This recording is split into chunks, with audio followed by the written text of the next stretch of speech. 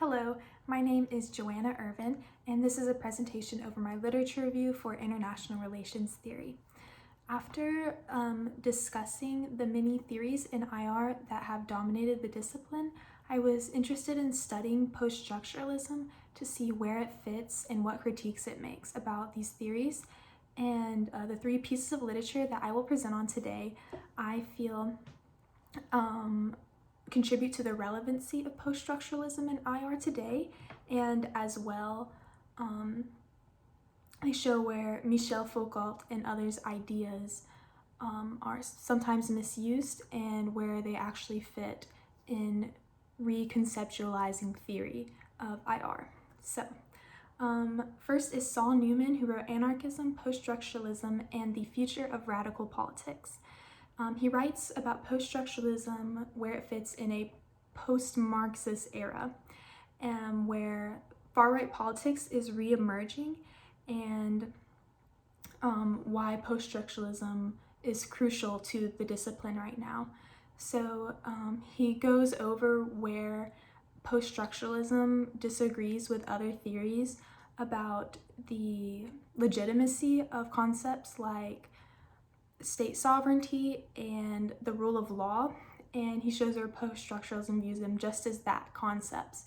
And he urges post-structuralists to just continually address these concepts and address the contingency of politics, and doing this in order to cut off the notion of absolute singularity.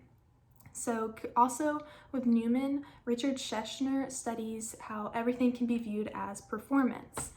And just like in Broadway, international relations is a field where historical processes are just being built upon one another, and that is what gives meaning to the theories, is the interaction that's happening.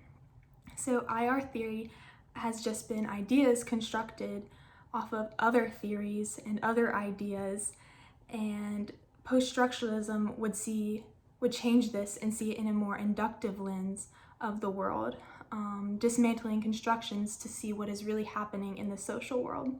So Schechner's work helps push strides for a more post-structuralist view of analysis over people's behavior in every context. And as well, Jan Selby wrote Engaging Foucault, Discourse, Liberal Governance, and the Limits of Foucauldian IR. And her work supports the legitimacy of post-structuralism in world politics, where it is commonly attached to other theories, but Selby suggests 5 core steps that the discipline can take to putting a framework around post-structuralism.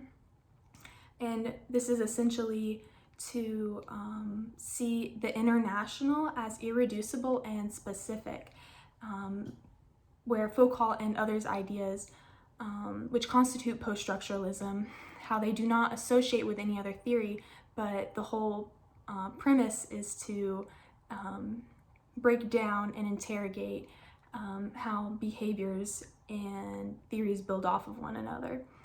And she says that this framework would look similar to a Marxist one.